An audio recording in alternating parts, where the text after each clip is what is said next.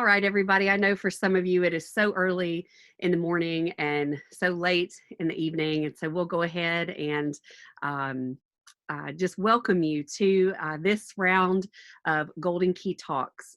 We work every day and every week and every month to bring you content that we feel you will enjoy, you can put to use, whether it be in your personal or professional life. So I want to welcome you on behalf of Golden Key International Honor Society. My name is Melissa Leitzel, and I am the Chief Executive Officer of Golden Key. I am so privileged to work also with Chris Yarborough, who is our Director of Programs for Golden Key, and he is actually with me in the chat box today. So just a quick housekeeping before I kick this off to our amazing speaker. If you have questions, please feel free to type them in the chat or the Q&A. We'll try to manage both. We will listen to this fantastic presentation and then circle back with some live interaction between you and Dr. Fredenburg. So with that, you came to see him today, so let me give you a quick introduction before we get started today. Dr. Joshua Fredenburg is a nationally acclaimed speaker. He's the author of 6 books, TEDx speaker, and the founder president of the award-winning Circle of Change Leadership Experience that specializes in helping student leaders discover the leader within, develop leadership skills necessary to serve and lead diverse groups of people effectively, and the inspiration and courage to become a leader that make a positive impact in their community, nation, and world. What a fit with Golden Key, right? For the past 14 years, Joshua has not only served as a keynote speaker in 47 states across the nation, but he's transformed the lives of thousands of people as a keynote speaker, workshop presenter, trainer, facilitator at different conferences, retreats, trainings, graduations, events, and especially Golden Key events. We were so thankful to have welcomed him as a part of our Leadership Summit in New Orleans a few years ago, and we are proud to call him an honorary member of Golden Key International Honor Society. So with that, I would love to turn this over to Dr. Joshua Fredenburg, and we are thrilled to have you here today. Awesome. Thank you so much, Melissa. Thank you as well, Chris. I want to begin by saying I want to welcome everyone to this webinar. Thank you all so much for taking the time to be part of this program for the next hour and a half. I'm excited to be here. I'm grateful to be a part of this wonderful program with Golden Key again. It's always an honor to be partnering and working with such a wonderful organization and such amazing students. To know that people are here from all across the world, I just want to say hello to you. I want you to know that I'm excited to be here. I'm excited to be sharing this information with you. I truly wish that we were in person, but based on the situations, that cannot happen. So I'm just excited to be here today. I do have a PowerPoint that I'm going to be sharing, but I'm going to be coming back and forth as well. As in addition to that, there will be some moments where I have some interaction, so the chat will be our place. So when we get to those moments within the presentation, please feel free to share your comments there as well. So right now I'm going to put my screen up so you all can see exactly what is going on. So I'm going to put my screen up here now so you all can see the PowerPoint that we'll be using today. And again, as I said earlier, I will be coming back and forth in and out. But again, the PowerPoint's important because it's going to not only help you to know where we're going, but also some great information that you'll be able to obtain from that as well. So I'm grateful to be here today. Normally, before I get started, I always like to begin with what I call a positive affirmation, where you just say positive words out loud. So wherever you are, just remind yourself that you are awesome, that you are great, that you are amazing, and most importantly, you are valuable and you are destined to make an impact in someone's life. And I just want to remind you of that during these challenging times within our communities, our nation, and our world, that you matter and that people are depending on you to be the best you can be to make a difference in the world. And that's why I'm so excited to be here today as we talk about leadership, leading in a time of crisis, because I think if there's any moment where we need leadership and we need people that have a desire to make an impact in the world, we're living in it right this very moment. So we're going to jump right into it. And I want to begin ultimately just with the story. It was approximately 10 and a half years ago. I was at a leadership conference in Jacksonville, Florida, and I was aboarding the plane back to Los Angeles for the holiday season. And as I got on the plane, I got this vision. I got this idea that I wanted to create this national leadership conference that would ultimately be able to empower people to go out, not only become leaders, but make an impact in the world. And voila, the Circle of Change Leadership Conference was created.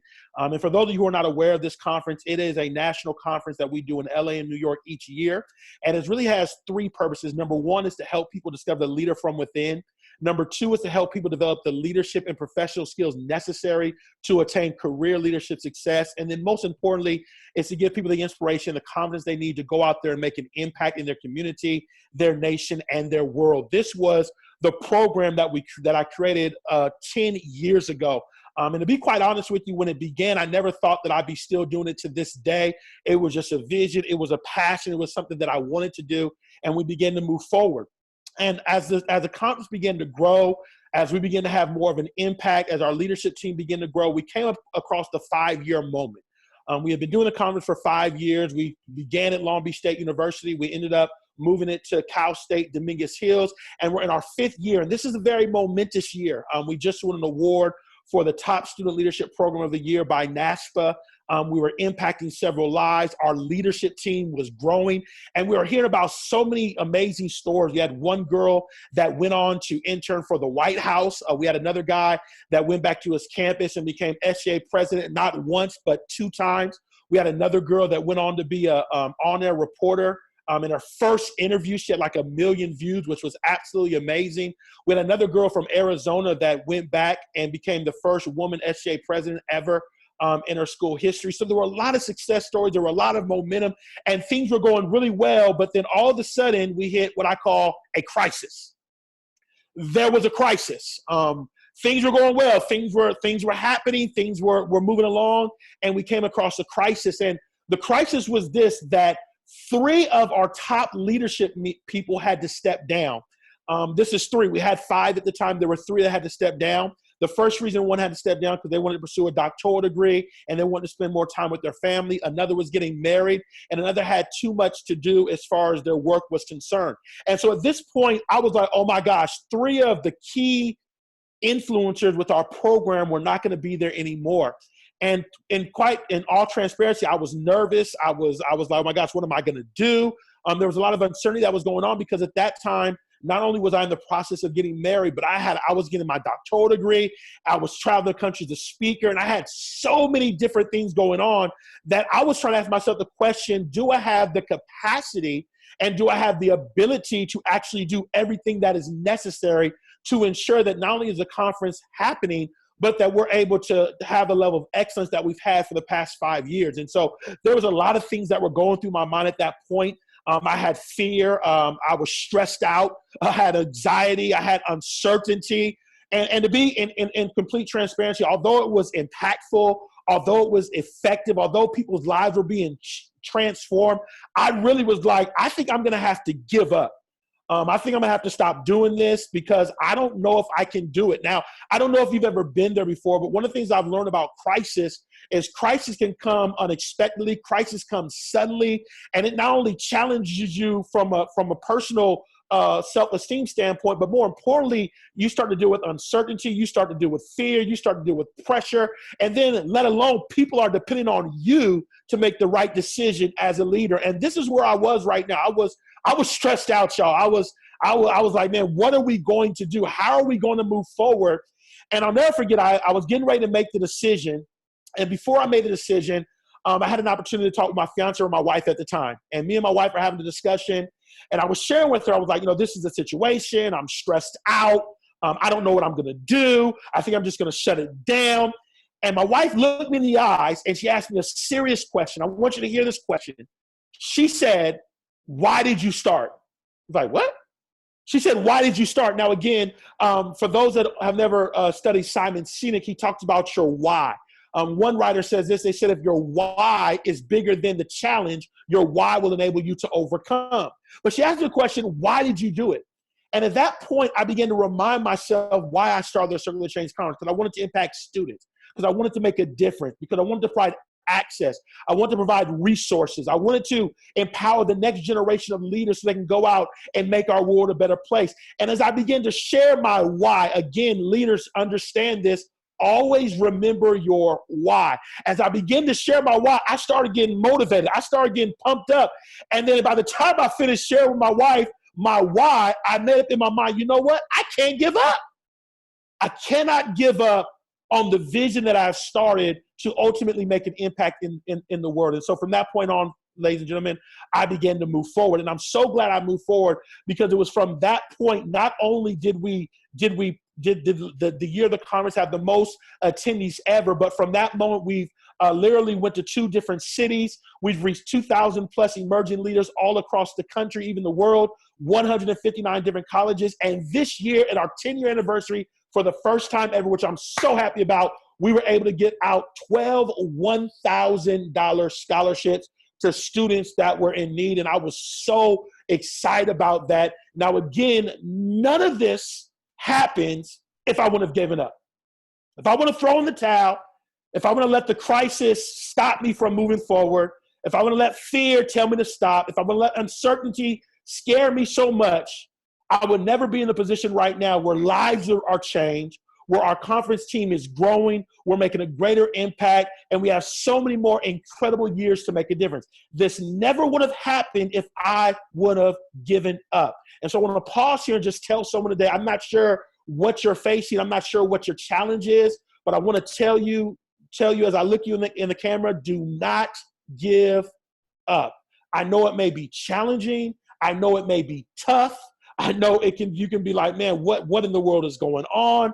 I completely understand the frustration and the irritation, but whatever you do, do not give up, because people will be impacted once you're able to get through these challenging times. And I'm a witness of it, and I know you'll be an example of it as well in the future. So this is where I was, and it was based on this experience, not only have I been able to learn a lot of lessons about myself, a lot of lessons about leadership, or just a lot of lessons about how do you navigate through challenging experiences.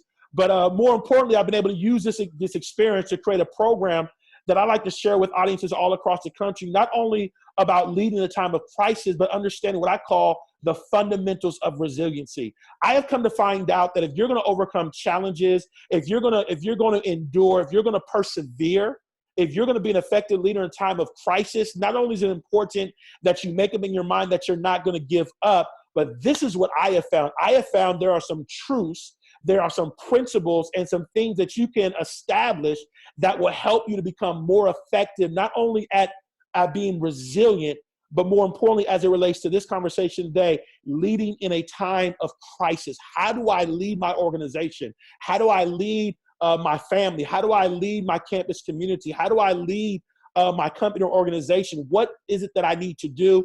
I'm glad you showed up, because we're going to talk about that today. And I'm going to give you 4 questions or 4 thoughts to consider using the acronym LEAD. Now, if you're in the audience, I would say out loud, LEAD. We're going to use the acronym LEAD to answer these 4 questions as it relates to leading in a time of crisis. Now, again, I actually have about 8 to 12 concepts that I can share with you, but because of time, I'm not able to share all of them today. But we're going to share 4 of them. For those from Latin country, it'd be uno, dos, tres, cuatro. My wife is Colombian, so I'm getting better and better with my Espanol every single day. But we're going to go through 4 specific questions. So if you got a paper and a pen, if you have any notes, I encourage you to get ready, because we're getting ready to launch and get into this. And then we're going to have some interaction as well. So the first question you got to ask yourself, if you're going to be effective at leading in a time of crisis, is this: are you, L, leading with the right leadership style? First question, are you leading, L for lead, with the right leadership style? Now, again, when we deal with the leadership style, a leadership style refers to a leader's characteristic or behavior when they're directing, motivating, guiding, and leading different groups of people. In essence, the leadership style is the style, or it's the form of leadership that you use in order to lead others, to inspire others, to give direction, and to motivate others. Now, as you can see on the screen, there's autocratic leadership, there's democratic leadership, there's transactional leadership, there's transformational leadership, there's laissez-faire leadership. These are some of the different leadership styles. Now, again, the question becomes, why is it important that we lead with the right leadership styles? Well, the first reason why it's important is because, number one, leadership makes a huge difference.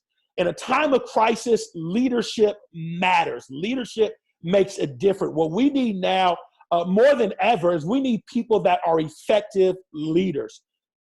The second reason why it matters is because the characteristics or the traits of the leaders will have a direct impact on the results that they experience in a time of crisis. In essence, if you're going to succeed in a time of crisis, there are specific characteristics, there are specific behaviors, there are specific qualities that I believe leaders must possess in order to thrive and succeed in a time of crisis. One of the things I tell people all the time, there are certain people that are born to lead in crisis, and there are certain people that are not.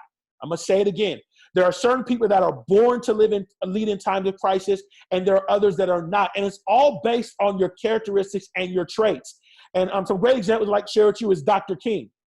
Dr. King led in a time of crisis. And one of the reasons he was so effective, he was an effective communicator. He had a vision. He had a dream. He was able to unite people. He was transformational. Harriet Tubman, for those of you that may not be in the United States of America, she was an incredible leader that freed a lot of slaves way back in the day. She actually has a movie that was made of her last year about the story of Harriet Tubman. And one of the reasons she was such an incredible leader in a time of crisis, a time of challenge, was because she had a heart of love. She cared about people. She was compassionate about people. She wanted to make a difference in people's lives. Another leader is Winston Churchill, and we understand one of his famous quotes: "Whatever you do, never, ever, ever, ever give up." And Winston Churchill showed us that you got to have courageous responsibility. You got to be a courageous person in a time of crisis, and he was able to be victorious in World War II because he was courageous.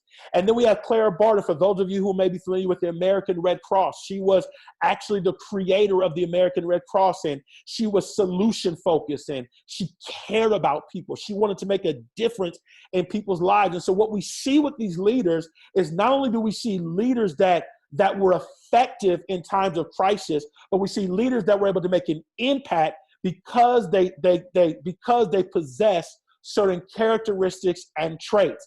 And it's one of the reasons why I love this study at Harvard University. They say, and I quote, they say 80% of people believe in one of their studies that the state of a nation or community is based on leadership. So 80% of people in this study, I believe it was about 2,000 people that were engaged in the study, said that the state of a nation or community is based on leadership. So in a time of crisis, in a time of challenging situations, the outcome, it can be based on leadership. There's another professor by the name of Professor Marlene Gage, and she says, and I quote, she says, leaders who thrive in times of crisis have an incredible ability, here it goes, to adjust their leadership style. So in times of crisis, they not only understand different leadership styles, as we talked about earlier, but they know how to adjust, they know how to modify or change their style that's more conducive when you're leading people in a time of crisis.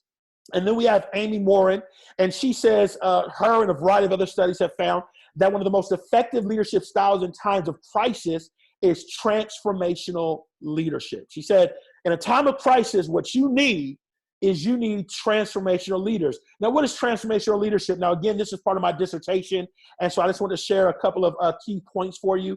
One of the things you understand about transformational leaders is they're supportive, they're empathetic, they have a heart to see others succeed and reach their fullest potential, so they care about people. They're also innovative, they're adaptable, they're open to change, they're able to develop new ways of doing things. They have vision. They communicate the vision effectively. They lead with purpose. They're inspirational. They can inspire. They can motivate people in challenging times. And then the last component is they're ethical. They lead by example, and they don't just talk the talk. They actually walk the walk. So these are 4 components of the transformational leadership, which I believe is a key leadership style to consider if you're going to be effective at leading in a time of crisis. But another one I want to share with you before we begin to move on to the next part of this whole entire presentation is this concept called the servant leadership model. One of the things that I've come to understand about leadership is not only do I believe that great leaders understand this model of leadership, but I believe with all of my heart that if you're going to be effective at leading in a time of crisis, you have to not only understand the servant leadership model, but you have to be able to apply it as well. Now, for those who are looking right now, what is the servant leadership model? Well, servant leadership is not only about serving others, placing the priorities of others above yourself and making sacrifices and wanting the best for others around you. But this is the key. It's about being able to build a community of healthy people to make an impact in the world. And when I use this word health, what I'm talking about, I mean people that have the right attitude, the right mindset, the people that feel good about life, that have this zest to them. That's really important as it relates, I believe, to leadership. They build a community of these people that have a good attitude, people that are motivated, people that are inspired, people that want to come together and say, what can we do to make an impact in the world? This is the servant leadership model. And I believe so strongly, if we're going to lead in a time of crisis, not only is it important that I understand the transformational leadership model, but I got to understand the servant leadership model as well, and understand the different characteristics and the traits of these type of leadership styles and begin to implement them, because they will make a huge difference. Now, you may be saying, well, Joshua, how do you know this is true? Well, the reason I know this is true is because, as many of you know, I shared with you about the Circle of Change Leadership Conference, and I began going back when it was the 5th year of the program. And I told you I was getting ready to give up. And I shared with you how I was talking to my wife and how I was explaining to her, I was like, listen, I'm ready to throw in the towel. I'm ready to give up. Now, what I didn't share with you in that story, what I want to share with you right now is, number one, it was definitely a crisis. It was a crisis. It was a crisis. This is a crisis in my life. But to be honest with you, it probably was easier for me to give up than to actually move forward. To be honest with you, if I would have just given up, I wouldn't have stress. I wouldn't have uncertainty. I wouldn't have fear. I would probably save money, because at this point it was a volunteer-based organization. So there was no money getting paid. It was truly out of the kindness of our hearts, where we were doing what we could to make an impact and to make a difference in the world. At this point, I was busy. I had a lot going on. If I stopped doing the Circle of Change Leadership Conference, it wasn't going to hurt me at all, because I had so many other things going on. So to be honest with you, in this moment of crisis, it was so much easier to throw in the towel and to give up. And I think this is true sometimes. I think it's easier sometimes to give up than actually move forward. And I think that's why Jim Collins says in his book, From Good to Great, that good is an enemy of great, because the transition from good to great requires you to make sacrifices. It challenges you. It can be painful. It requires you to go to really look within and push forward. I think this is true, because I can have easily stay in a good place. I can easily say, you know what, it's cool, I'm okay. But ladies and gentlemen, I had a desire to make an impact. I had what I call a servant leader's heart. I was willing to make the sacrifice. I was willing to place others' well-being versus my own. I was willing to go out of my way to work, do whatever I had to be a healthy group of people that wanted to come together like our leadership team and make an impact. And because of that, because of the right leadership style, because of the right heart, ultimately, I was able to make an impact in the world, and Circle of Change is going on today. We were able to endure this crisis. We were able to move through this crisis because of the ability not only to understand the importance of leadership, but applying the right leadership style. And so this is what I want to challenge each of you here right now, is I want to challenge you with a question. There's a question, and I'm going to give you the question real quick. And this is the question I want you to do. Real quick, I want you to take like 1 or 2 minutes, and we have a chat room. And so the chat room is going to be very helpful. And for the next 2 minutes, someone say 2 minutes, wherever you're at, 2 minutes. We got the clock going. I got my clock. I got my cell phone. So we're doing 2 minutes. For the next 2 minutes, what I want you to do is I want you to think about what are 3 to 5 reasons why you desire to make an impact in the lives of others as an effective leader. Now, again, the impact is not about your own personal success. It's why do you want to make an impact in the lives of others? Because I believe in a time of crisis, it cannot be about you. Although I believe in self-care, although I believe you need to take care of yourself, I'm a firm believer in that. The motivation say I'm taking care of myself because I got to help other people. I got to serve other people. I can't be on the front line as a nurse, as a doctor, as an essential worker if I'm not prepared myself, because my actions, my leadership affects other people. And I think if we're going to be servant leaders, if we're going to be transformational leaders, we got to have the attitude and the mindset. It's not about me. It's about others. And so for these next 1 to 2 minutes, I want you to write down 3 to 5 reasons why you desire to make an impact. And I want you to put it in the chat room. So I'm going to go away from here now. I want you to put it into the chat room. And what I'm going to do is people put that in the chat room, whatever that may be. I'm going to read some of the comments out loud. So 3 minutes, I want you to start sharing it right now. Thank you so much.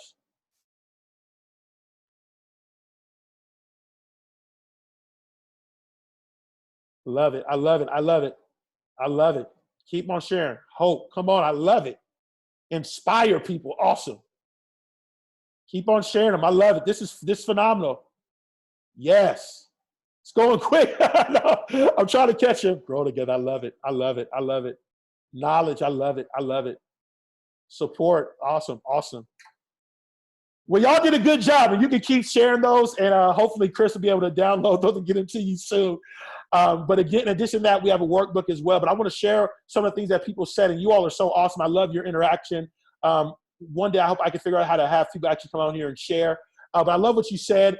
Someone said, I want to give to others. I love that. I want to give back. The reason I do it, because I want to give to others. I want to inspire people. Beautiful. I want to lead by example. So incredibly important. I want to lead by example. I want to be an example for future generations. Someone said, I want to provide hope. I want to give hope to those. I love it. I love it. Someone said, I want to grow together. I don't just want to be about myself. I want us to grow together. I want us to merge together. Someone said, I want to supply people with the principles of success. I love it. I love it. Someone said, I just want to work with other people.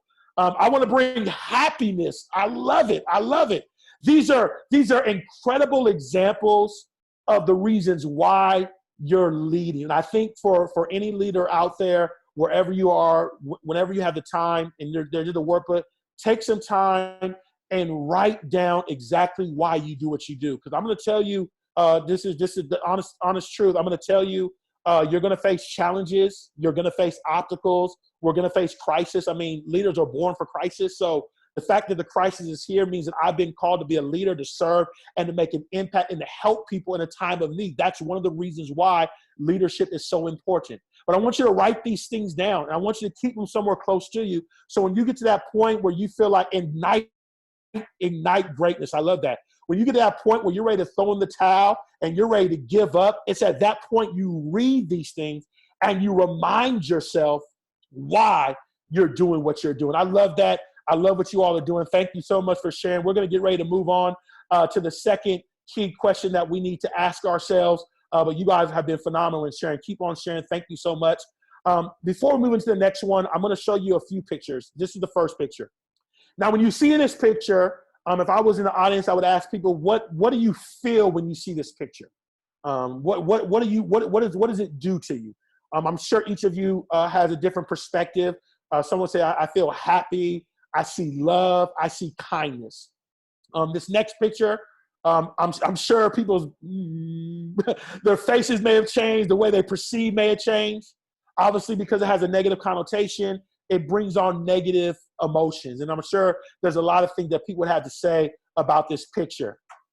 And then when we come to this one, I'm sure there's more emotions. I'm frustrated. I'm irritated, agitated. There's several different things that come up. And the reason I bring this up is because the second question you got to ask yourself in a time of crisis is, are you an emotionally intelligent leader?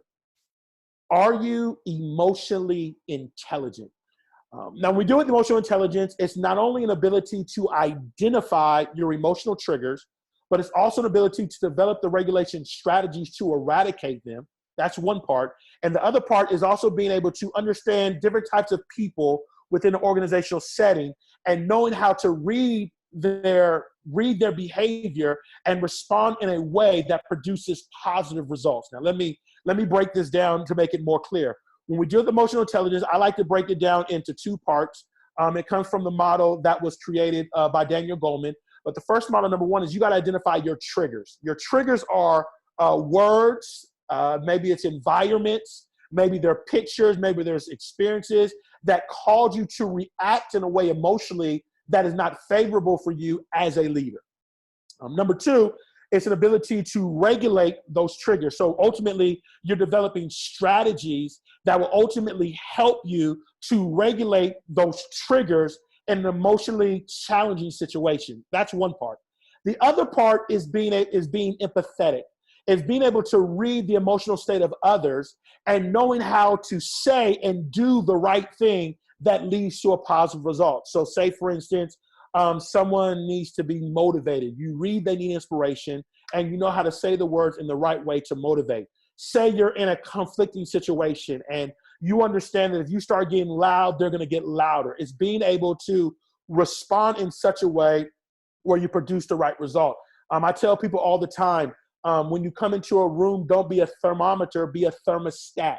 So you go into a room and people are feeling discouraged, and you read the discouragement in the room, but instead of becoming the thermometer, you become the thermostat, and you increase people's inspiration, you increase their faith, and you encourage them to keep moving forward. This is emotional intelligence. And the reason why it's so important in a time of crisis is because, number one, personally, you're going to be dealing with some challenges. When there's a crisis, there's going to be anxiety, there's going to be stress, there's going to be pressure, there's going to be uncertainty, there's going to be discouragement. You have all these things that are bombarding you, and you have to know how to keep your emotions in check and how to manage your emotions, because your emotional response to different types of things in a crisis situation will ultimately affect everyone else, because as the leader, people are watching you. And the other reason it's important, because people are facing the same type of situation, the same type of challenges, and you have to know how to respond to them in such a way that you can ultimately positively impact their life. In essence, when I think about the situations that we face in challenge and crisis, some people are going to feel discouraged. They feel down. Like, what do I do? They feel helpless. Some are going to be stressed out. Some are going to be mad. Some people are going to be, I'm just mad. Some are going to be frustrated, maybe frustrated with you because you're not doing something they desire for you to do. There's going to be confusion. There's going to be perplexing. There's going to be being disoriented, bewildered, lost, confused, uncertain. What in the world is going on? There's going to be fear. Oh my gosh, what am I going to do? I hope nothing bad happens to me. These are things, these are behaviors that are being triggered by emotions that you're going to be dealing with. And as a leader, not only do you have to be able to identify the trigger that causes you to feel this way, but you got to develop the regulation strategy that's going to help you to eradicate this particular behavior. And then you got to ask yourself the question, how am I going to deal with others that are feeling the same way? I was on a call yesterday dealing with HR professionals, and one woman began to talk about, one of the key things about our organization is what's the emotional health right now? Because people are worried. People don't want to go outside the house in America because they're worried, what if I get the virus? People are asking themselves, how am I going to pay bills? If this, economic situation is going, how am I going to pay the bills? There's people saying, I was supposed to graduate this year, but I'm not graduating now and I have a graduation because of what's going on. Could you imagine how that student's feeling right now? I'm sure they're upset. I'm sure they're mad. And let alone now I got to think about a job market and how I'm going to find a job. There's a lot of things that are going on, and it's okay. That is normal. You're going to feel that way, but you don't want to stay there, especially as a leader. You want to make sure that you're doing the necessary things that are needed, not only to help yourself, but to help the people that you're leading.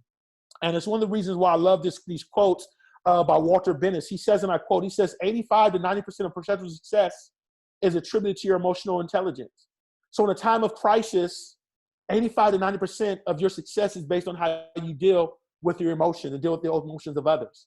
I love what my friend Kristen Maselli says. She says, in today's emotionally charged atmosphere, leaders must remember to adjust their leadership style. Remember, I talked about that, to one with an abundance of empathy. Part of emotional intelligence is being empathetic, having empathy, being able to put yourself in the shoes of others to understand for their teams who are experiencing a pandemic. I love what the Korn Ferry Institute says as well. They say leaders who are most effective at leading in times of crisis possess high levels of emotional intelligence. So we understand that in the situation we're in right now, where there's absolutely crisis in the world, we got to be emotionally intelligent. We also understand that we're going to be successful as leaders, not only in a time of crisis, but when the crisis is over, we got to have emotional intelligence. And we also find that leaders are most effective when they have emotional intelligence. So if I'm going to be an effective leader in a time of crisis, I got to be emotionally intelligent. Number one, I got to identify what are the triggers, and then I got to develop some regulation strategies. And I want you to begin to think about that, because we're gonna share some strategies that we can use to regulate those emotional triggers. But before we go there, I want to share with you a story. There's a show that many of you are probably familiar with. It's called The Talk. It's a daytime talk show. And several years ago, there's a woman by the name of Cheryl Underwood that shared a really remarkable story about how she was able to overcome a challenging situation. And what I'm going to do right now is I want to show you all this video. And the reason I want to show you all this video is because I really believe that this video is going to help us all not only see emotional intelligence in operation, but more importantly, you're going to see the power of what can happen when we have emotional intelligence. So I'm going to get ready to share this video with you right now. And if you don't have earphones, make sure you put your earphones on. And I just want to share with you the story. And I want you to watch really closely. Watch how she uses her emotional intelligence to propel her not only through the crisis situation, but ultimately to have a favorable result. Here we go. A secret. In the 90s, they had this tour called The Kings of Comedy. And if for all of you who know, The Kings of Comedy was Steve Harvey, Cedric the Entertainer, D.L. Hughley, and Bernie Mac. But they decided that they needed to have the Queens of Comedy, which was Monique, Samore, Adele Givens, and Laura Hayes. I have been offered a position in the Queens of Comedy, and I turned it down because I wanted to know the details of the deal. And you know, as comics, Aisha, yes, you know, you want to know the details of the deal. Are you being put in a position where you're not getting paid enough? So I was a lot of times they're funny with their money. Right. Yeah. So I was like, go on, and that's right. So I was like, go on, do your thing. Fabulous. So the Queens of Comedy end up making a tape, concert film. So they became very, very successul. And for those of us in the comedy game, especially in urban comedy, you were being questioned. Why weren't you a part of? Did you get All those the time, two? yeah. Why weren't you a part of the Queens of Comedy? So I got an opportunity. The producer, Walter Latham, called me and said, there might be an opportunity for you to work with these ladies because, you know, Monique had gone on to get the Parkers. She goes on to win Academy Awards and have a great career. So there was an opening. And they were going to tape another comedy concert. So I'm thinking, here's my second chance. It's a great opportunity. I respect these women. And there's a conference call. So in my enthusiasm, and I want to be punctual, I dial into this conference call that I think has not started yet, thinking that I'm going to be... Oh, this is so juicy. Yes. I think I'm going to be on time with this call, and I think they're going to put me in queue, because usually if you do a conference call, they put you in queue, and they say, we'll wait until the host arrives. So I dial into this call, and what I hear is, and Monique is not on this call, I hear Samore, Adele Givens, and Laura Hayes talking about me. Oh my God. The call. I can't take it. What's gonna happen? I hear discussions about my appearance. I hear discussions about my ability. Why is she going to be a part? What do we need her for? And this is my recollection of this call. And I was startled and hurt. But I have to say this. I was so shocked and hurt that I could not unmute my phone and go, hey, bitch, I hear you. You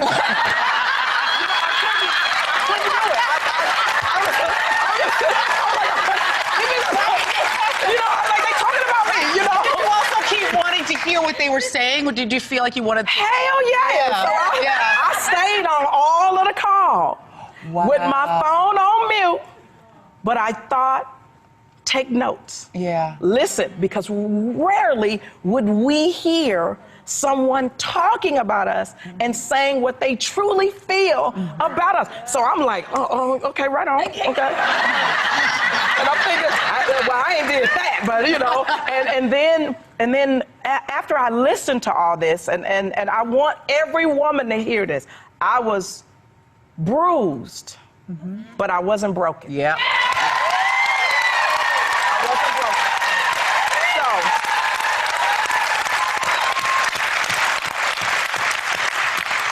I listened to the entire call. I waited for everybody to click off, and I called Walter Latham, and I said, I don't think this is going to be a great fit for me, but I hope that these women will go on and do great things.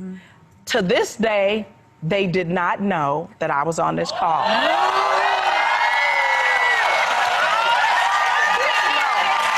not know. And it gets better. I have worked with Laura Hayes on Beauty Shop after this call. I worked with Adele Givens on Hilarious after this call. I just saw some more at the Neighborhood Awards in Atlanta after this call because I decided, instead of being angry and vengeful, I decided to take the truth of what they're saying and their right to have an opinion and make myself an even better person. And I know you're probably thinking, well, why are you saying it now? Because I'm right where I belong. The entertainer, D.L. Hughley. Awesome. I'm coming back, y'all. I'm coming back. Awesome. I love the comments. I love what someone said, bruised but not broken. I think that's so relevant that we're all being affected by this pandemic right now, but we're hurt. There's maybe some pain, but at the end of the day, we shall get through. We'll be okay. I think that's so powerful. But more importantly, what's the crisis? The crisis is pretty evident. She gets on the phone and people are talking about her. They're talking about how she's fat. They're talking about, all these negative things. And I don't know about you, but I know there's a lot of people that would have unmute the button and really given those people a piece of their mind, for her to sit there and take it in and be able to use that for her good. That is powerful emotional control. And that's just an example of what I'm referring to when I do with emotional intelligence. It's the triggers are there. She's mad. She's upset, but she was able to apply a self-regulation strategy that enabled her ultimately to not only navigate the situation, but ultimately overcome. And this is the kind of things we need to do in a time of crisis if we're going to be effective at producing positive results. We got to be emotionally intelligent. I saw some comments while I was watching the video that I just want to respond to. One person said meditation. That is a phenomenal related strategy. Take some time and just breathe. I like to do one of the things that I do right now, since we've been on lockdown. I'm actually in Miami, Florida. I go walk and work out every single day. It is so awesome for me. I go out in the sun, walk around. Social distancing is in effect, but I go out and walk around the lake and run for about 1 hour and a half, and it really helps me. So meditation is so critical. I saw someone talking about, we're in the house or we're at home. How can we be emotionally intelligent? Now, again, number one, I hope that you are virtually communicating with the people that you're leading. I think that's number one, important. And number two, I think that number one, there's probably a certain way that you're feeling.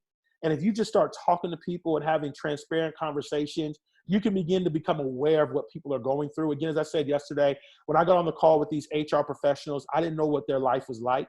But as the woman started talking about what she was facing and the challenges she's facing, you could see everyone in the group started going quiet. And at that point, it was clear to me that people were facing the same things. And so it's truly important as leaders that we're talking to people, we're engaging with them, and then through conversation, we'll begin to understand. And then I know one person said, well, if I don't have the issue, how can I be empathetic? Now, you may not have the issue, but if just to think about the fact of what someone's going through when they're sick, we've all been sick, we've all faced challenges. I'm sure a lot of people have someone that may have had cancer or another disease that killed people. I think if you can tap into that experience, that can make you a little more empathetic to what they're going through. So I do understand what you're saying, but I just want to respond to those comments that I saw in the chat room, which I really appreciate. I love how you all are communicating. It's awesome. But at the end of the day, as I said earlier, the next thing that we have to do is we have to be emotionally intelligent. Now I'm going to get back to my PowerPoint, and I want to go to this last question for you all to think about really quickly. Real quick for the next 1 minute, for those, I want to know, what is one trigger that you have and what is one regulation strategy that you've done? Now, if you can start posting those in the chat room, that would be great. Chris, I know you're monitoring. If you could text me, Chris, I got my phone on. If you could text me something that you see, to just make it a little bit more easier because they're coming in so fast. I would greatly appreciate that. But if you all could do that, that would be great, because I want to share some of your strategies with everybody else. But I'll use my life as an example, just to give you an example of what I'm talking about. As many of you know, and I'll share more about it in my next examples, this situation's been tough. I mean, I'm a speaker. I travel the country. I'm always around people. I'm always on the road. I love people. I love being out. I love doing different things. Obviously, I love speaking, so this is phenomenal for me. But the reality is, since we've been on lockdown, I haven't been able to go nowhere, and it's become challenging for me. Not only because I'm not able to do nothing, and there's been a lot of uncertainty, but more importantly, I've had people that I knew that actually died because of COVID-19 disease. So you can imagine the hurt with that. And so, with all these challenges that are going on, there's been a lot of things that I've been feeling, a lot of triggers. And so one of the things that I've done in order to help myself, and I just turn off the television. There's certain media outlets that I just don't listen to at certain moments. Obviously, I get my information.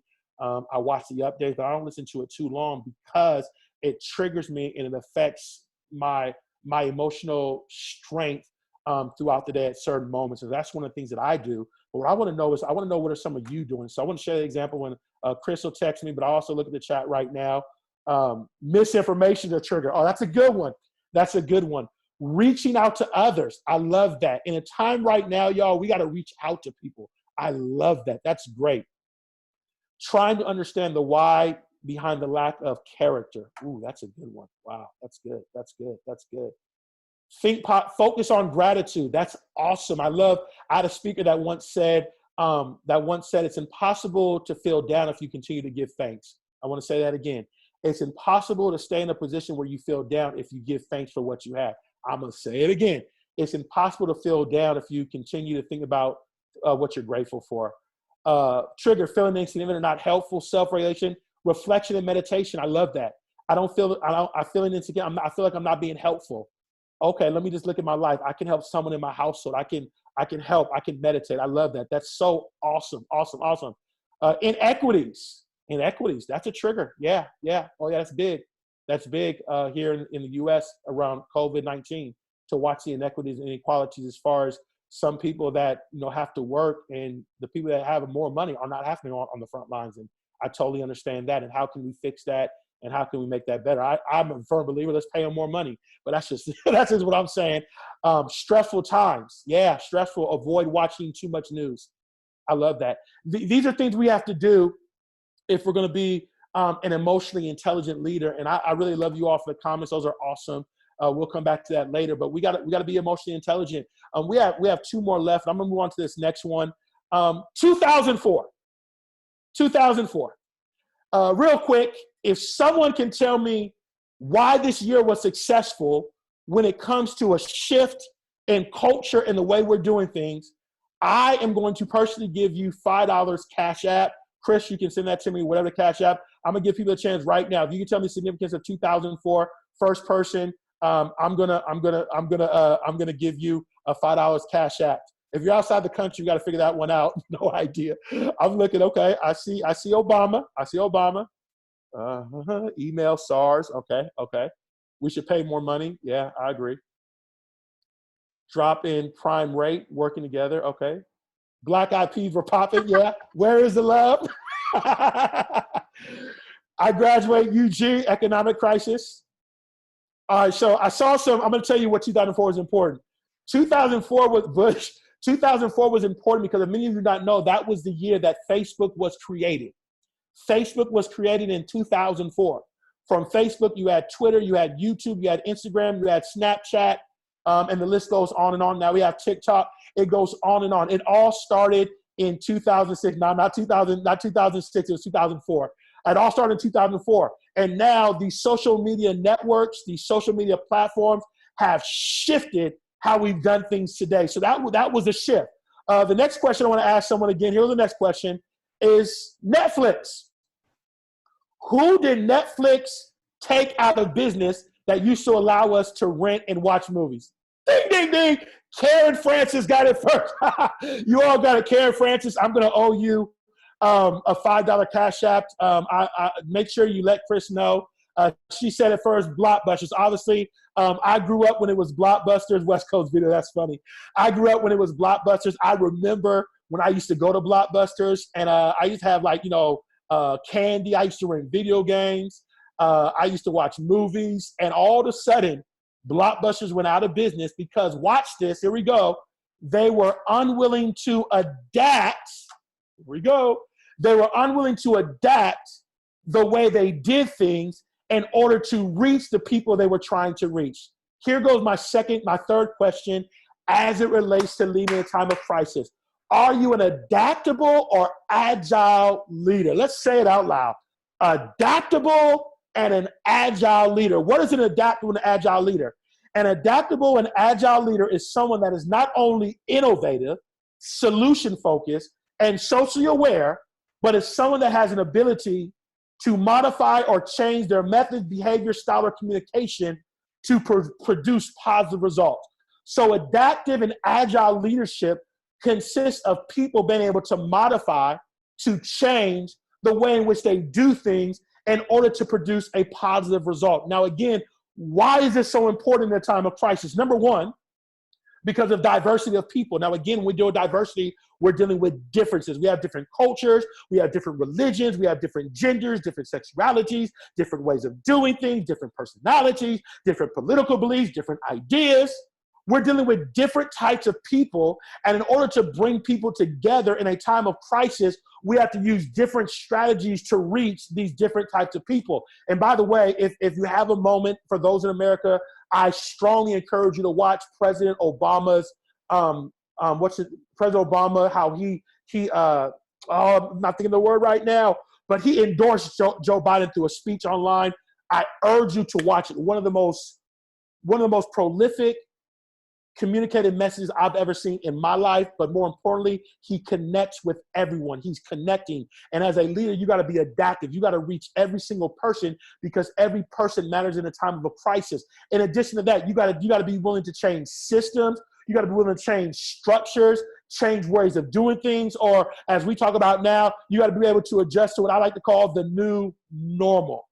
In essence, when we deal with COVID-19, and everyone's familiar with it, I mean, I can remember I was getting back from a speech in LA. I just did a keynote presentation.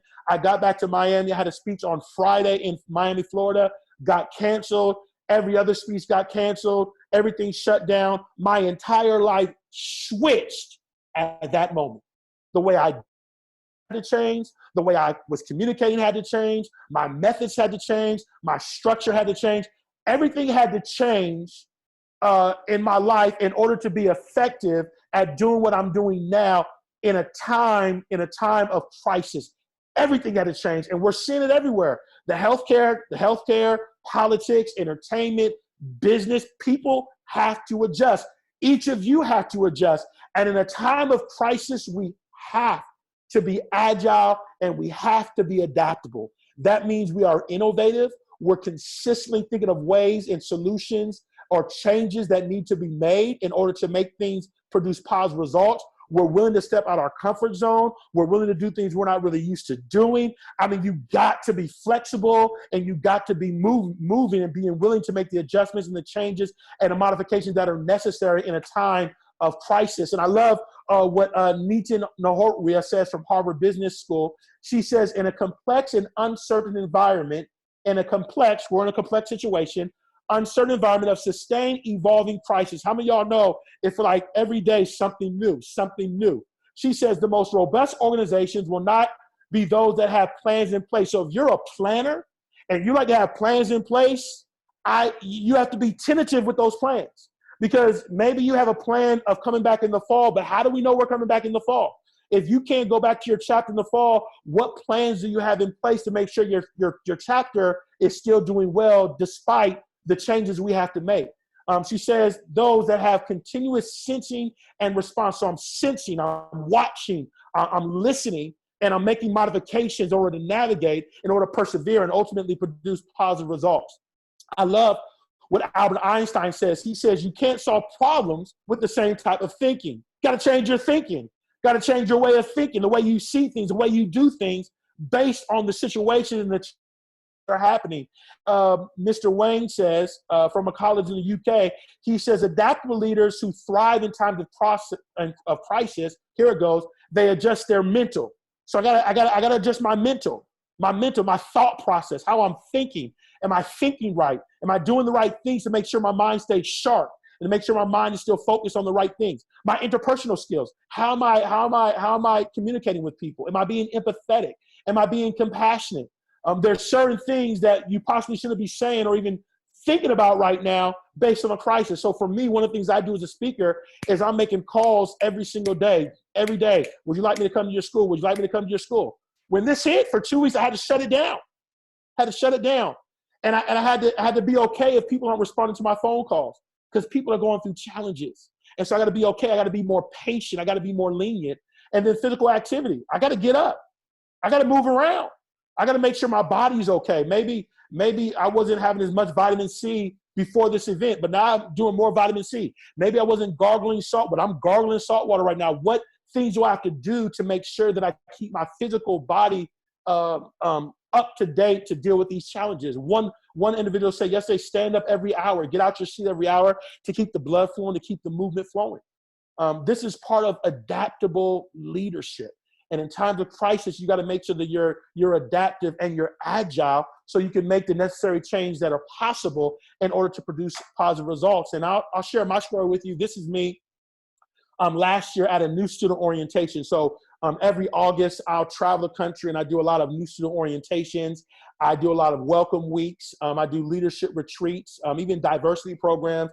But this was a particular new student orientation for freshmen and transfer students. I got to share on Think Change, and I'm excited because the type of program was very interactive at this particular institution.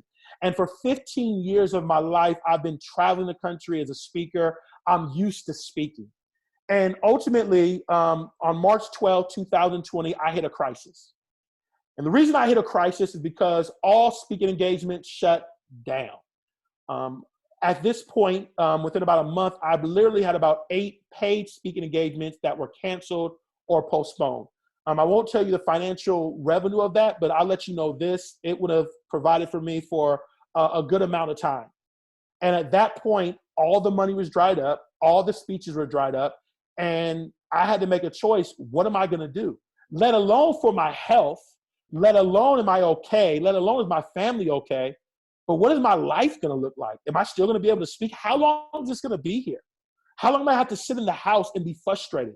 How am I going to pay the bills? How am I going to take care of my family? Because I have my wife, I have my daughter, I have my son. So in this instant, I'm not just thinking about myself. I'm not just thinking about our nonprofit, but now I'm thinking about my family, because first is my family. I got to make sure my wife and my kids are okay. I want to make sure I'm providing the best for my kid. So I'm in a crisis right now, and I'm stressed out. And the way that I'm doing things, there's going to have to be a change. And so instead of me sitting there and being sad and being mad and being upset, I decided to be proactive. And I decided I was going to adapt and I was going to adjust. So Joshua, what did you begin to do? Well, number one, I began to restructure my finances. I began to restructure the way in which I spend. I began to restructure my schedule. I began to figure out ways, how could I save money? I began to put more of an emphasis on my health. I began to figure out how can we make sure we stay healthy? What do we have to do to ensure that we're protected health-wise? And then I had to figure out, okay, if this lasts for 6 months to 7 months, how are you going to make money? Well, one of the things I began to launch what I call virtual master classes. I began to do virtual leadership sessions where I do sessions online where I give people opportunity to purchase programs where I can teach them the skills that I would teach them on the road. I began to create virtual webinars. I began to get involved with stocks. Never did stocks in my life, but hey, why not? This is a good time to buy some stocks. Hello, my financial people may understand that. I began to just think of other ways in which I could maintain financially, took advantage of all the grants and the opportunities that were available to me, and really just sitting and waiting and just making sure that me and my family stay in position that we can navigate. But at the end of the day, as challenging as this has been, as tough as it's been in certain moments, as upset I've been, as frustrated as I've been, as much pressure as I've faced, as much fear as I've had to face, as much discouragement as I face at certain moments, can I tell y'all today, I'm feeling very, very good. I am feeling better because on the end of coronavirus 19, I'm going to be in a much better position. I'm going to be more stronger. I'm going to be more stronger as a leader, more strong as a person. I'm going to be more healthy. I'm going to be more knowledgeable. I'm going to be able to impact more people. I'm going to have more streams of income. I'm going to be able to make a greater impact. I'm going to be more empathetic. There are so many benefits that I'm expecting to transpire at the end of COVID-19, because not only did I adopt the right leadership style, not only have I been working on my emotional intelligence, but I've been able to make the adjustments. I've been able to make the changes and the modifications that are needed to position me to still make an impact, to still make a difference in the world. And I want you to understand, as a leader, it's all about impact. And one of the things I've really been sharing with my friends, and I tell myself, is I've been very clear. How can I continue to make an impact? How can I continue to serve? How can I provide value? One of the reasons that I've done some projects where I go on Facebook Live more, I've done more videos, I still do newsletters. I just call people sometimes just to be encouragement, just to be a voice. And I think challenges sometimes enable you to make much more of a difference. And that's what I've been doing right now. And so I want to ask you guys all a question really quickly as it relates to adaptable leadership and agile. What are one or two adjustments that you need to make over the next 30 days to become more effective at leading and navigating through these tough times? So I want to know real quick, what are some changes you need to make? What are some changes? What are some things you need to make? I love this. Get out my comfort zone to help others. Get out of comfort zone. I love that. I love that. What else? Connect more. Connect more. I love that. Emotional intelligence. That's good. For real. Be patient. I need to work out more. Come on, somebody. I need to eat better. You got to be careful these days. Man, the eating is real. This too, self-care. Yeah, try my ideas. Come on, try ideas. Start businesses. Be proactive. Yes. Optimistic. Income more. Tech savvy. Hey, listen. For those that are students, tech savvy. Learn how to perfect Zoom. Learn how to perfect presentations, because companies and organizations are needing this. If you're looking for a job right now, if you can share how to use these meetings more effectively, that is an incredible skill. Focus driven. Encourage friends. Love it. Read more books. Yes, read. I love time management. Oh, man. That's a whole nother discussion. Time management. I love that. Embrace change. Sing. Well, no. I love that though. Someone said sing, be patient with others, journal. Yeah. You know, I heard one person online said they're journaling this experience because some years down the line, they're going to talk about this in our history books. And so maybe you can write history. We have a chance to write history today. Audible. Yes, audible, baby. Yes, self-reflect. Gardening. I love that. Gardening. My friend has done a gardening show right now. I love procrastination. Awesome. Y'all are doing a great job. We're going to move on to our my last point for today, and then I'm going to give you an opportunity to ask questions. Oh, we're good. We're going on to my self-test. I'm going to move fast. My last one is this. This is 2 jars of rice. This is, one says I hate you and one says I love you. Sorry about that. I got to put it back up. I'm so sorry, buddy. I'm putting my flag. I'm having a good time. I'm having such a good time that I forgot to, okay. One says I love you, one says I hate you. Now, I'm not sure if any of you have heard this study, but in this study, for 27 days, 1 jar of rice, they said negative things to, which is I hate you. And the other 27 days, they said I love you. What they found in 27 days is based on what we said to each jar of rice, determine the health of that rice. And so the lesson from this is this, that the way we speak to each other, the way we treat each other can have a direct effect on our health and our well-being. And this is what they found in the study with the 2 jars of rice. I share that with you because my last point is this. Have you developed, someone say D for develop, have you developed the right habits in the time of crisis? The right habits. What are habits? The right habits consist of repeated sets of behavior and disciplines that not only enable you to stay encouraged, inspired, and recharged. So number 1, what are you doing on a daily basis to make sure you're encouraged, to make sure you're inspired and you're recharged? But more importantly, what are you doing to enable others to overcome, to lead better, and produce positive results? These are what I call developing the right habits. Twofold. Number 1, it's your personal habits that keep you well, your self-care, taking care of yourself.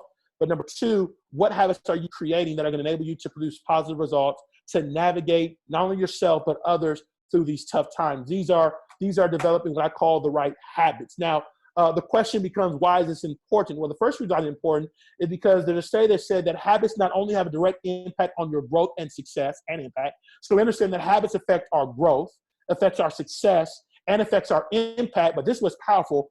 40% of your habits affect your daily behavior and your decision making. So 40% of what I do on a daily basis is going to affect my behavior, the decisions I make. I will go as far to say how you deal with people, how you lead people. So if I'm going to be an effective leader in time of crisis, I got to really evaluate my habits, and I got to make sure that I have the right habits in place so that I'm leading on an optimum level. I love what my friend Rob Carpenter says. He says, positive work habits will beat genius every day of the week. I think this is so true, because you can be the most smartest and the most gifted person in the world, but if you're not disciplined, if you don't keep yourself accountable, it'll be very difficult to reach your fullest potential. A guy by the name of Charles Duhigg said this. He says, people who attain success in high levels of performance within their area of expertise are able to do so, watch it, positive habits. Positive habits. And then Virtual Smart study, there was a study of 1,800 professionals from companies and organizations across the globe, and 46% of the people who surveyed said their success was based on the right work habits. So what we understand is our success in our success in life, our success in these challenging moments, in these challenging times, can all go back to, what are your habits? What are your behaviors? What are you doing every day, not only to encourage yourself, but to make sure you're leading, you're working at an optimum level. I'll share this story with you. This is the Wayne Brady Show. This is back in 2003. That is Beyonce. So if we have any Beyonce fans, there she goes. I met her in person. I will tell you my story on another day if we ever meet in person. I have a great story about that. But I was on the Wayne Brady Show working as a production assistant when I graduated from college. It was an amazing experience. Loved my experience. The people were awesome.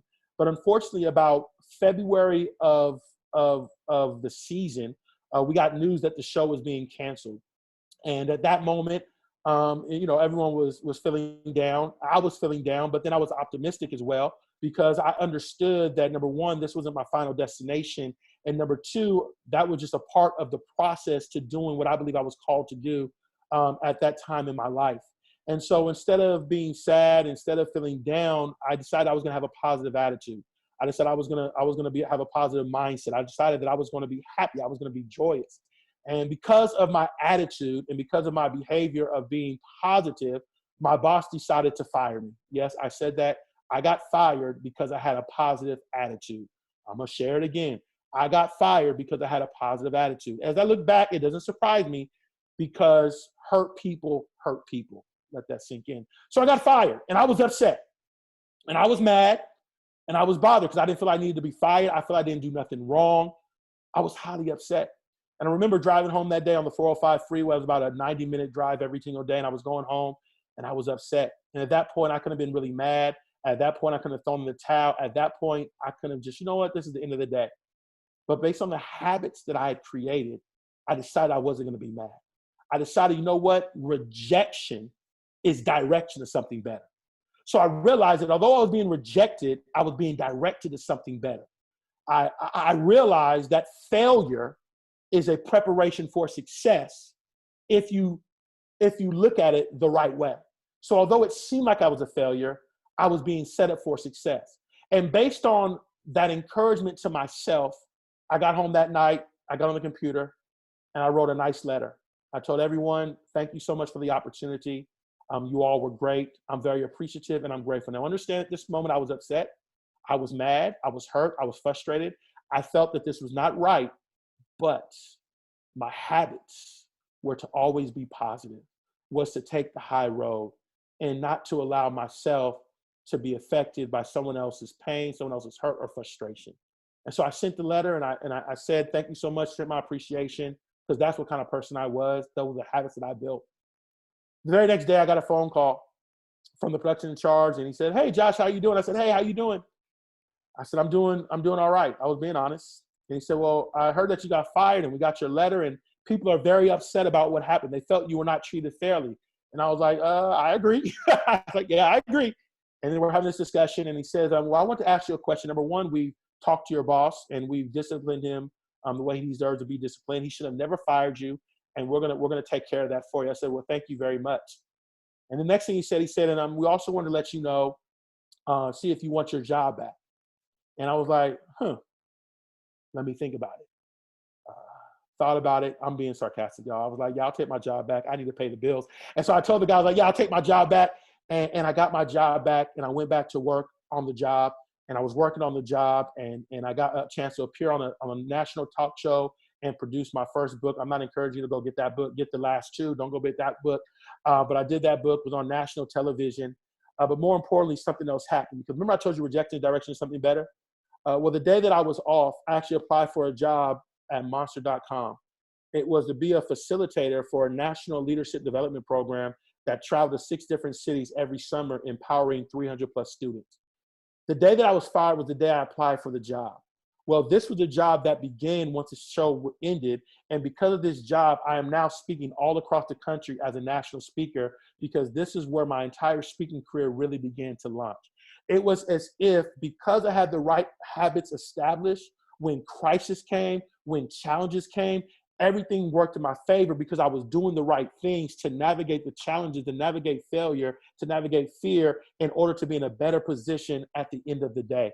And what I want to share with someone today, in times of crisis, if you can adopt the right habits, if you can adopt the right disciplines and the right responsibilities, despite what you're facing, I'm a firm believer with all of my heart that at the end of the day, it will work out in your favor.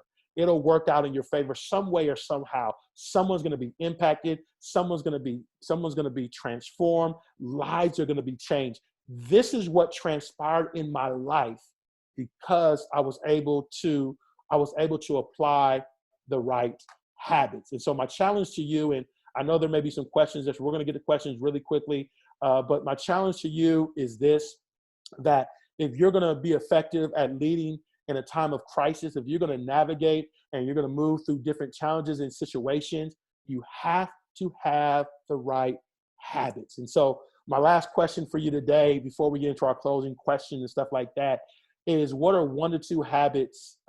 What are 1 to 2 habits you need to create over the next 30 days in order to navigate through these tough challenges in your own life? What are some things you have to do? What are some things you have to do? What are some habits? I share with you one of my habits. I understand rejection is direction of something better. Another habit that I do every morning is I like to, I pray. That's my thing. That works for me. I know some said meditation. I listen to positive music. I have to talk to myself sometimes. I have to stay laser sharp focused. I have to remind myself why I'm doing what I'm doing. So those are some of the things that I do in these challenging times. Before we get to the close, I do have a close. I want to make you all aware of something. This is the Red Leadership Survey. If you have a cell phone, you can actually scan it or do the QRE. I'm asking, we have about 460 plus people on this. I'm on a mission to survey 1,000 culturally diverse members of Millennial and Generation Z to get their insight about leadership, about career success and retention. I started it back in February. I'm over about 200 plus. It takes like 3 to 5 minutes. It's very, very quick to get done. What is millennials? Those born from 1994 to 1977 to 1994. Numbers fluctuate. Generation Z, 95 to 2010. If you're born from 1977 to 2010, I would highly love for you to do this survey. This is the QRE, the code that you can just use your phone. Like literally, you can put your phone up there. It'll come up on your phone. The URL code is there below as well. But I'm giving you time. If you could definitely do that for me, I would greatly appreciate it. This is going to be so helpful to so many people. And I really, really, really, really want to make sure that I'm able to get this out to you. So I want to hold this up there for the next 20 seconds. So for the next 20 seconds, if you guys can do me a favor and do that, I would so greatly appreciate it. It's really going to help a lot of people. I would really appreciate this so much. So if you can do that for me, I know Chris will share it as well. As he's sharing now, Chris said he'll share it in the chat room, and hopefully we can get this out afterwards as well. But if you could do that, I would just love you to do that so much. So I'm sure you're doing that right now. The next thing I want to make you all aware of is obviously, how do I stay connected? Well, here's my connected information. That's my email address. That's my Instagram, not my Twitter. My Twitter is actually at VisionXY, but my Instagram is at Dr. Joshua Fredenburg. I have a YouTube channel where I have different videos up. In addition to Facebook, you can join me on Facebook as well. But this is my contact information. As I like to often say, I am a speaker. I travel all across the country doing programs on campuses everywhere, as well as organizations. If you're looking for a speaker, maybe not now, but maybe this summer, maybe in the fall, maybe in the spring, I would love to talk with you about that possible opportunity. So if you want to email me or connect with me, you can definitely do that. My information is there. Would love to be a part of your program. One of the things I have launched is what I call virtual programs. So as you're seeing right now, I have a variety of other virtual programs as well that I can make available to you that may not be able to have me come there. I can actually do virtual programs. So if that's an interest in anyone, or if you have questions, want to connect, let's connect. Hey, connect. Make sure I didn't put LinkedIn on there. Please connect me on LinkedIn first, especially if you want a career success. That's the place to be. I'm Joshua Fredenburg on LinkedIn, so make sure you connect with me on LinkedIn as well. Would love for you to connect with me on LinkedIn. If you want my one sheet, this is my one sheet as a speaker. So if you want my one sheet, again, that's a URL code. You can get that information as well. That information comes to you as well. So if you want that information is right there. That's a URL code. So you can get that information as well. Circle of Change, our conference. You want more information about that? I got a URL for that too. I got everything, y'all. But that's a URL that you can get as well. Also, I'm sure Chris or Melissa will share that information with you, or you can reach out to me. We're doing it in California. So if you're in California, as long as everything gets back to normal, we'll be there. In New York, we'll be there soon as well. So that's that information as well. And as I close out, before the questions, I just want to leave you with this. I have about 10 minutes for questions afterwards. As many of you know, in 1918, there was the flu pandemic. And I share this story with you because according to my research, during that time, 100 million people across the world died and 675,000 in the US died, according to my research. One of the popular stories that they talked about was a story between Philadelphia and St. Louis. In one area, they decided to go with social distancing. In another area, they did not. The leader who made the decision to do social distancing actually saved many more lives than the leader who did not. And I share the story with you, not to scare you, not to frighten you, not even really to promote social distancing, but more so to let you know that leadership matters. The decision of the leaders in that moment determined the health, the well-being of the people they were responsible for serving. And in this 21st century, if we're going to be effective leaders in a time of crisis, if we're going to make an impact, if we're going to help people, then we got to not only be effective leaders, but we got to be leaders who are leading with the right leadership style. We got to be leaders who are emotionally intelligent. We got to be leaders who are adaptive and agile. And then lastly, we got to be leaders who are leading with the right habits. I want to thank y'all so much. I'm open for questions now, so I think Melissa's going to come back on. And we'll get to the questions. Thank you so much, Melissa. Here we are. Absolutely. Oh, this is amazing. I know your time is limited. So for those of you, this has been such an engaging conversation. Honestly, to the point, I'm not sure we can even keep up with the chat. But if you all have a specific question, I know you've taken a survey. If you have any specific questions, please do feel free to drop them in the chat. You know, there was actually one question I saw through several members that said, do you believe leaders are born or are they trained into becoming a great leader? Is it DNA? Yeah. Is it? No, I believe that people are born with the natural abilities to lead, but I believe you cannot become great unless you're trained. Because I think there's natural abilities to lead, but in order to have servant leadership, in order to be emotionally intelligent, in order to be an inclusive leader, in order to understand transformational leadership, I believe that takes training. I believe that takes development, and not just from a classroom setting. That's through experience, that's through mentorship, that's through opportunity, that's through practice. So I believe that you have natural abilities, but I believe it's through training that you become great. Very nice. Very nice. All right. Chris, you're welcome to get in here too. There's a lot of questions here. Let's see. Oh, just so much fantastic feedback. Oh, awesome. Let's see. Absolutely. Give me 1 second. We find this sometimes within our membership. What if someone is more introverted, but has the desire to become a leader? What do you recommend recommend they focus on? Yeah, I think that's a great point. Number one, introverts can be leaders. What I can prove it to you is there's a lot of powerful leaders in the world right now that you have never seen on television. So there are people that no one knows who they are, but they're leaders. Number two, some of the brightest minds do their best work by themselves. and they're doing incredible things. So if you're an introvert, that does not mean you cannot be a leader. The wonderful thing about leadership is that you surround yourself with people that make you look better. I love what one person once said, that history is not made by the individual leaders, by the people they surround themselves with. So if you're not a talker, you put a talker next to you, and that person can be the communicator while you're doing the other things that you're gifted at doing. So to answer your question, you can lead as an introvert. Wonderful. Christopher asked, you spoke of the ability of a leader to have impact. What would you define impact as?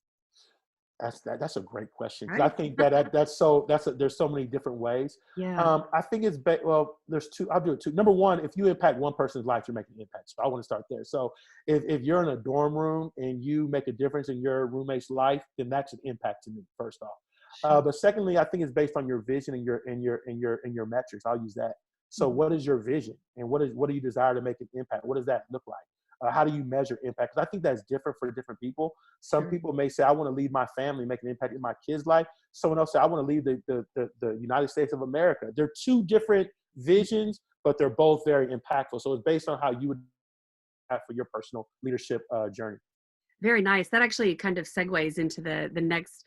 Here's an interesting one as well. Okay. I'm like, you guys are killing me. This is fantastic.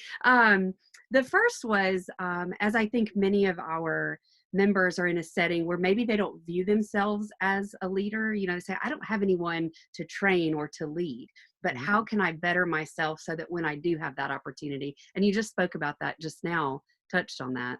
Yeah, development. But I'd have a definition for leadership. And again, there's a lot of definitions. Yeah. So my definition is leadership is an ability to influence people to a certain destination to make an impact. So when I do a leadership, number one, it deals with influence. Can you motivate? Can you inspire? Can you galvanize? Can you bring people together? So that's one skill you can work on. Building relationships, inspiring people, motivating people, dealing with conflict, working with different types of people. That's one skill set. And then vision. What is your vision? What do you see? How do you create vision? How do you communicate vision? How do you have purpose underneath vision? Then obviously impact. I believe leaders make things better. So how can you make things better? So to answer that whole question, I think leadership, you can be a leader because you have to, number one, lead yourself. And number two, I don't believe leadership is based on title. Leadership is based on influence and impact. So just because you're not the president or the vice president does not mean you're not a leader. We influence, impact lots of people every day as a leader or role model in their life. So that is so true. This is a fantastic question from Paula, and we really should be asking all of our amazing speakers this question. Do you have any resources, podcasts, or books that are your favorite that you recommend? Oh, okay. Yeah. I mean, on my book. Well, your book, book first. Number one. Yeah. No, no, honestly, in relevance, there's so much to read. Honestly, for those that are doctoral students, I think really just researching different studies on leadership is valuable. Okay. There's a lot of research on different things of leadership. I mean, you can Google, they have a lot of free resources. And the reason I like doctoral studies is because it's grounded in research. And they go into a lot of different perspectives. And so you can learn a lot through that way. As far as books, obviously, I love the Emotional Intelligence one by Daniel Goleman. I talked about that. I think that's a good one, From Good to Great. I think Simon Sinek's books are really, really good when it comes to leadership. I like autobiographies. God rest Kobe Bryant, but I love to hear the biographies of leaders and really understand what they've done and how they've done certain things. What's the one? Napoleon Hill talks about a wealth mindset. It's on the top of my head, but that's another good one. Sure. But that's From Good to Great. That's another good one. There's just so many good ones. I think the greatest thing that I would just encourage people to do when you're reading is what's going to help you grow. What area do you want to focus on? Because there's so many books, right? So what do you want to work on? What area do you want to work on? Maybe you say, I want to work on habits. I believe there's a book on the top 10 right now that talks about habits. Maybe you want to be a better networker or relationship management. I think there's one that deals with never eat alone. So there's a variety of books to look at that you can connect to what you're trying to do. But I would definitely highly encourage not to discredit dissertations or research papers because they're grounded in a lot of great research. Yes, absolutely. I wrote down I wrote down so many of your quotes. I could keep you here all day. That rejection is direction. And so one of our members, Chesney, said, do you have any tips for handling failure of a project or initiative in which you're leading? So any tips and recommendations when you find yourself in that setting? Yeah. Number one, you can't succeed unless you fail. First off, you can't succeed unless you fail. Number two, I tell people all the time, I know when we were young, we used to have this whole saying, first is the worst and second is the best. Because the first time you do anything is always going to be the worst. So the reality is we're all going to fail. I have one speaker said, if you're not failing enough, you're not growing. So the truth be told, you're going to fail, but failure is all based on perspective. So when I fail, it at the end of the world, or what can I learn? How can I get better? How can I make better decisions? How can I make sure that I don't make the same thing again? So when I do a failure, I got to constantly have to say, what can I do better? How can I do things better? I mean, just dealing with this online. So you see the picture behind me, like the Zoom picture. You see how I'm navigating through things. When I first did Zoom, I didn't do none of that. It wasn't, and I'm gonna get, by the way, like a year, I'm gonna be better at this. We're great now. Yeah. So you get better and better as you go. And you're like, oh, I should have did that. Oh, I should have did that. If you want to watch one of my Facebook lives, you want to see the picture like it is. It was like there's certain things on the side, but I'm improving as I go. Lighting. So you're gonna fail. The key is, and I share this, especially in these times, it's so important that we're self-reflecting and evaluating and being honest with our failures and how we can become better. That's the only way we're going to grow and learn. And so that's how I deal with failure. It's not the end of the world. It's actually a setup to become better. I just don't like to fail and I don't like to lose. So it's hard for me to say, I got to fail. It's just hard for me, but I understand the purpose behind him saying that. Sure. I think that is a wonderful note to end on. I cannot thank you enough. Like I said, I've written down my takeaways. I need to be a thermostat and not a thermometer.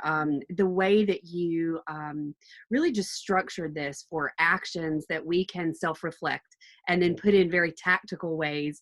I love to give, work with our members to share ways that we can constantly and consistently improve. And I cannot thank you enough for that. Awesome. I often believe that the universe brings us what we need when we need it. Yes. And I really think you being here today and the topic that you covered, I agree that I think in times of crisis, if we can embrace opportunity to serve and grow, and I think my favorite quote you gave us was, it's impossible to feel down if you think about what you're grateful for. And I am grateful for you. I am so grateful to have you as a part of our Golden Key community. I am so grateful to everyone who attended today. This was just a really interactive experience and just everything we want to provide our members. So we are so thankful to have you as a part of our community. Yeah. And we'll get you to those 1,000 surveys. We'll get those around our, we support research and we'll do what we can to help you there too. But thank you to everybody that joins. And honestly, this was absolutely amazing. And we can't wait to get you back for another talk. I can't wait, Nita. It's always good to be part of your wonderful organization. And thank you so much. And it's, you're right. Everything happens for a reason. The times happen. Yeah. It does. It does. Well, take care, everyone. We appreciate it.